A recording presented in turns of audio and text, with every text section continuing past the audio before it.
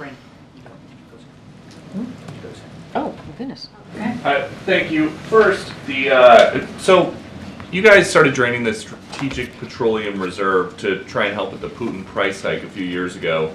Said you were going to refill it, but now it doesn't seem like that's happening. Why? Well, I believe the Department of Energy is responsible for that particular component, is refilling that. So I would refer you to the Department of Energy. I know there were certain components to that, and how they were going to move forward in refilling it. They would have more specifics on that for you. Okay. And why isn't federal immigration law tougher on border crossers who come here and are accused of serious crimes?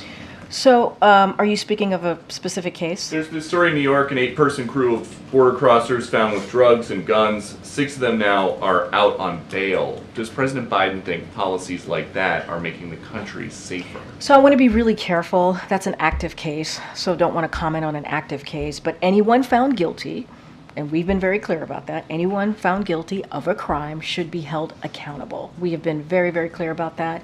And if a person poses a danger to a community, they should be detained pre-trial. So more generally then, do you guys think that some big cities in this country have liberal DAs that are too soft on crime? Look, what I will say is I'm not going to speak to every state or city here. It's not for me to speak to. We have been very clear about this. Anyone who commits a crime and is found guilty needs to be held accountable. That's what this president believes.